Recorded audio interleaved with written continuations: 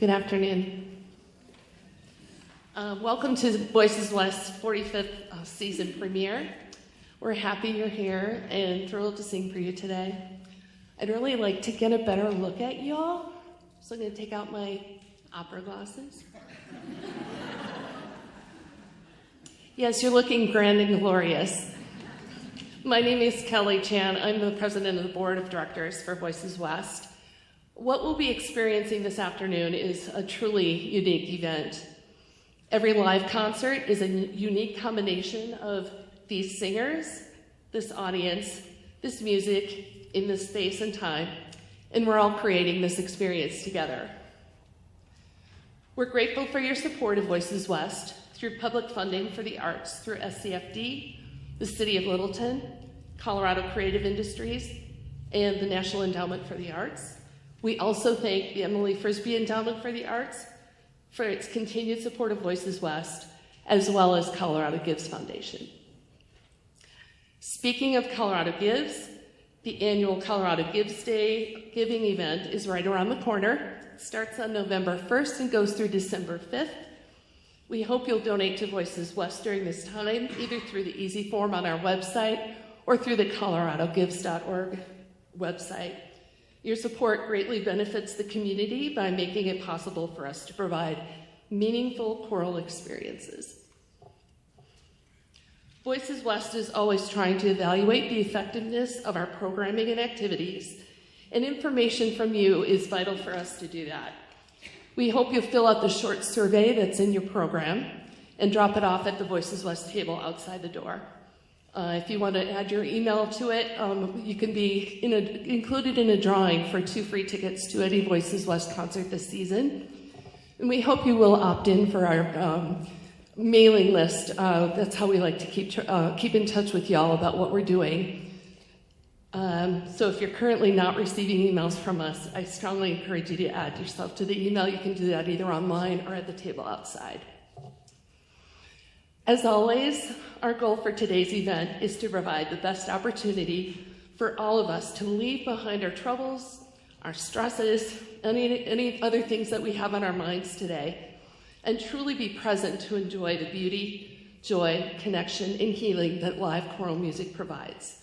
So please sit back, relax, and enjoy this grand and glorious performance.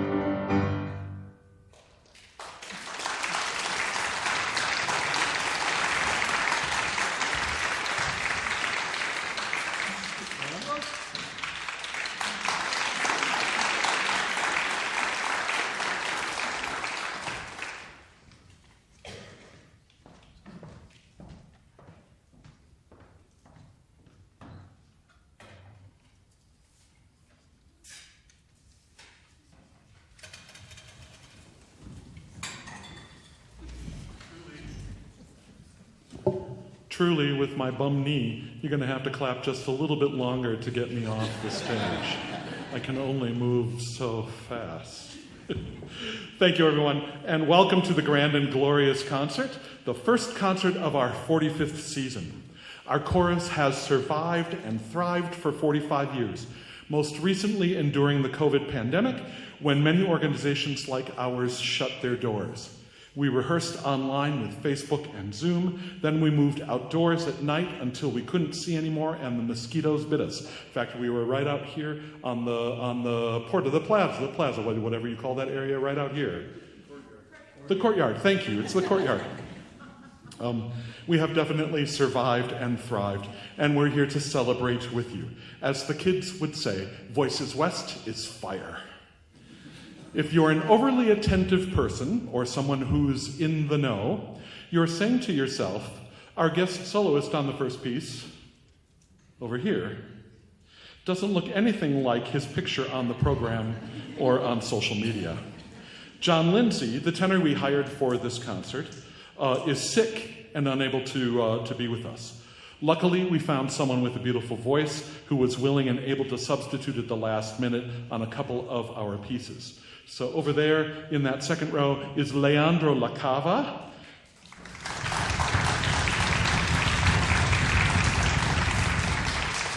Leandro last performed with us as a tenor soloist when we did Handel's Messiah on this stage. That's maybe 6 or 7 years ago? So, something like that. Leandro will return to the stage again at the end of the first half of the program.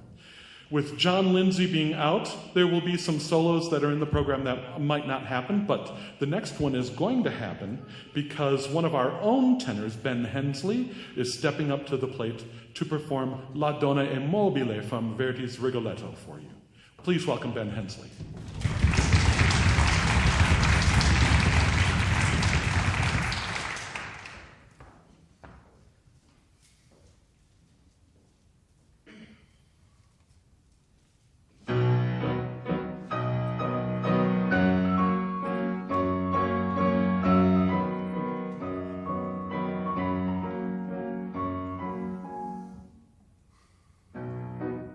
Oh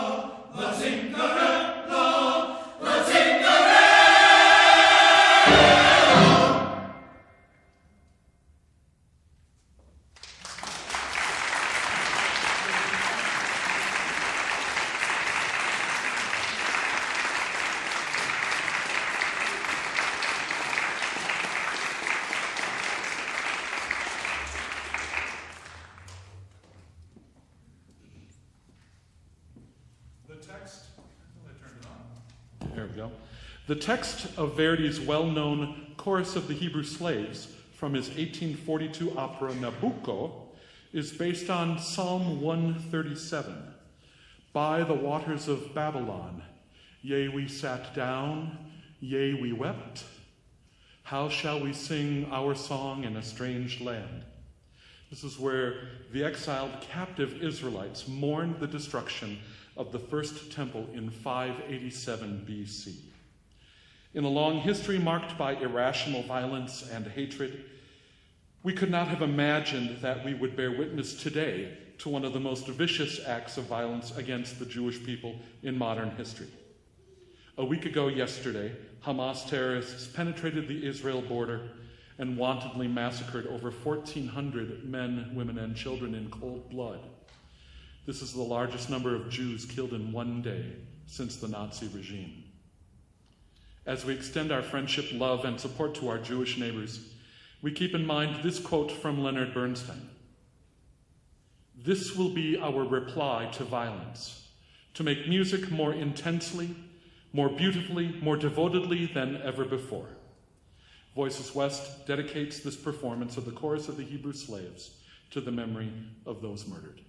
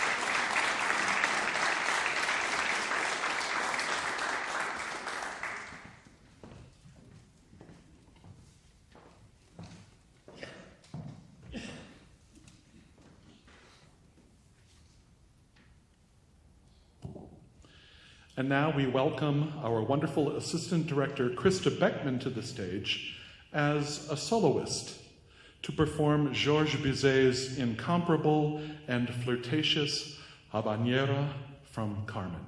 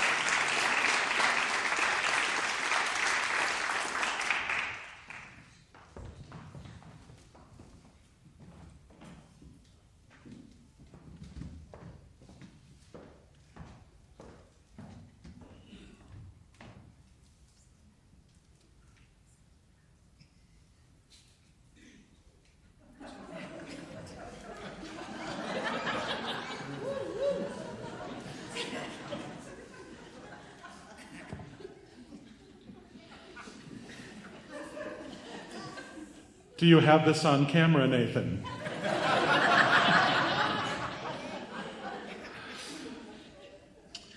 My parents would be so proud. During the premiere of the 1876 operatic cycle Der Ring des Nibelungen, The Ring Cycle by Richard Wagner, a creative costume designer came up with something reminiscent of a Viking helmet with horns. In the years that followed, horns and wings, not pigtails, appeared on most things that were supposed to be Viking helmets. This continued in films, plays, children's books, and cartoons. Remember Bugs Bunny's What's Opera Doc? How many of you have seen it?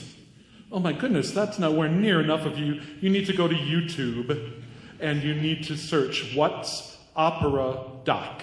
And you will get this longer form cartoon that features a variety of operatic melodies, but in particular is this wonderful parodied love duet between Elmer Fudd of Kill the Wabbit, right? And Bugs Bunny. Bugs Bunny plays the woman in this parodied duet, and Bugs Bunny is wearing a helmet with wings and pigtails.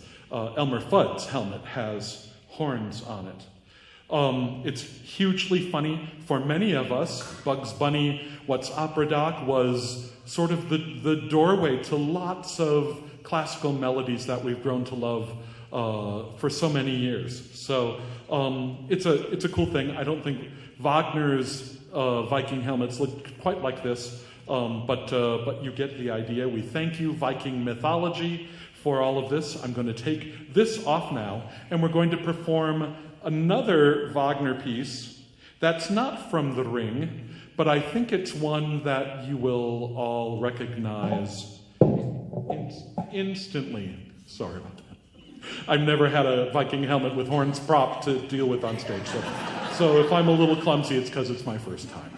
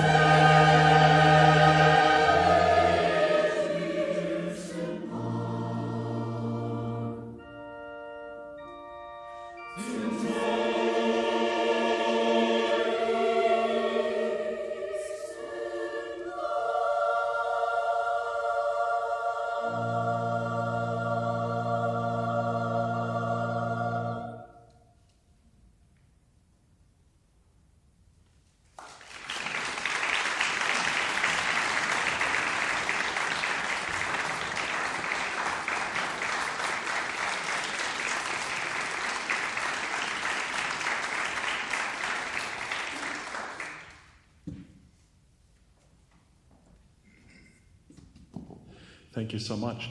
Let's bring Leandro LaCava back up to the stage for our final chorus of the first half of the program. This is the Brindisi from Verdi's La Traviata. We've been learning how to say this word. A lot of people will walk in and say Brindisi, but it's not. It's Brindisi. And then if you have your hand in the right way, then it really, really feels Italian. Will you all do that? Brindisi. Right. Spaghetti, lasagna, Brindisi with a good rolled R is always the best way to do it. And, we've discovered through this process that lots of opera choruses are drinking choruses. So apologies to the United Methodist Church and the bishop of this particular synod. But our first chorus was a drinking chorus. This one was a drinking chorus. We've got another drinking chorus or two coming up. So we got to take them while we get them, right? So the Brindisi here, Leandro is playing the part of Alfredo. And Alfredo is toasting Violetta, and this is at a wonderful party, and we're all having a great time. The music is intoxicating.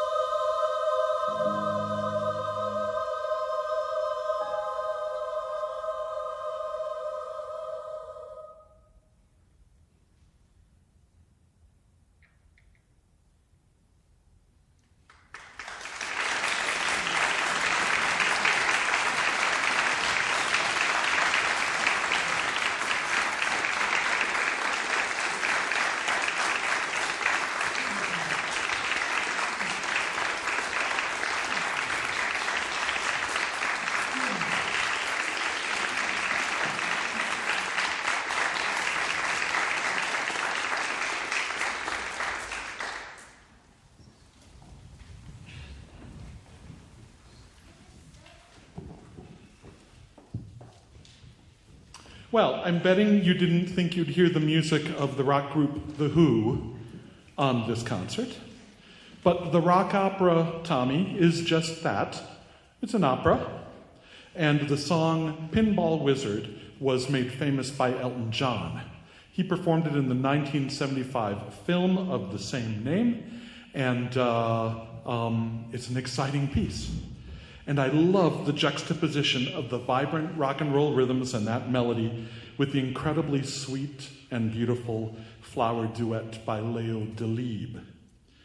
Great job, Marge Harper and Katie Oakes. Wonderful singing. Love that duet. It's quite beautiful. And all sopranos and altos indeed. So if you were at the concert last night, you can't answer, don't raise your hands.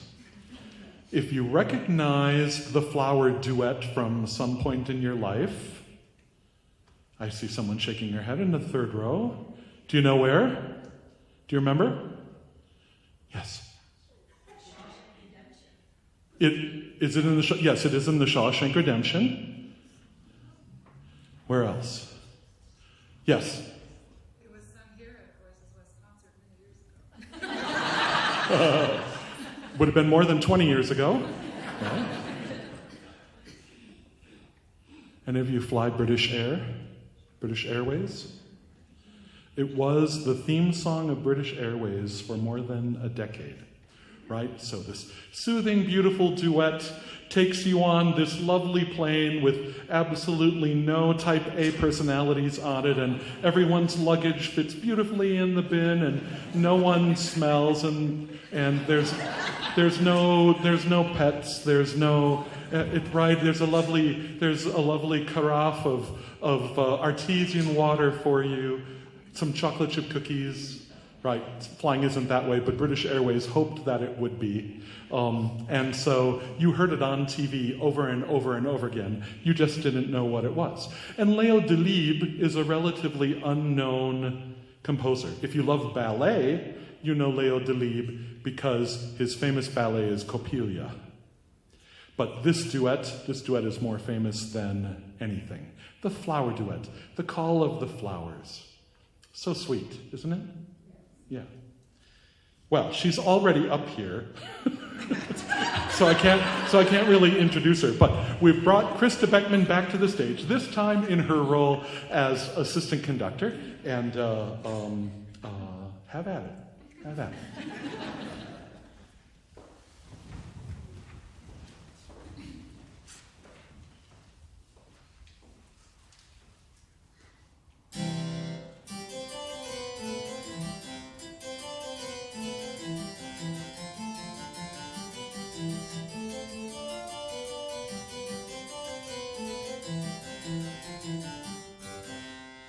Happy, happy,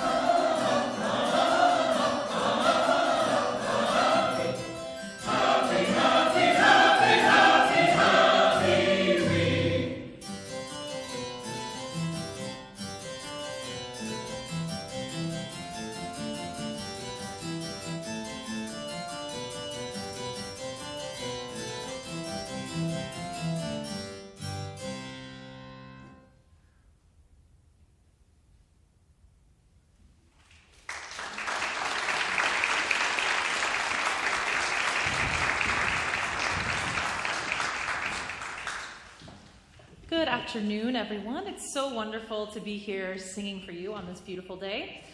We don't have much music on the program that was originally written with English text, but we're covering both ends of the historical spectrum and both sides of the Atlantic Ocean with our English selections. You've just heard Happy Wee. Of course, before that you heard Pinball Wizard and The Call of the Flowers, which we also sang in English. So Happy Wee is from George Friedrich Handel's pastoral opera, Acis and Galatea. Placed at the end of the first act, this piece celebrates the happy union of the two title characters, a shepherd and a nymph who've fallen in love. So we have a happy ending to the first act of this two-act opera, and then things are going to get a little more difficult for them in the second act. But for now, it's a happy ending. And now we fast forward about 235 years to the 20th century United States for the Act One finale to Aaron Copland's opera, The Tender Land. This is probably the most famous work from the opera that's still performed much today. In the opera, this piece is performed by a quintet of soloists, the grandfather, mother, and daughter of a Depression-era Midwestern farming family, and two itinerant workers who are helping them to bring in the harvest. And so those 5 solo quintet parts translate into 5 separate choral parts that you'll hear with our choral singing today. And though the setting of a Midwestern farm might be unfamiliar to most of us, the heart of the text that you hear in this piece is very much needed today. Near the end, we'll sing the line, "The promise of ending in right understanding is peace in our own hearts and peace with our neighbor." This is the promise of living.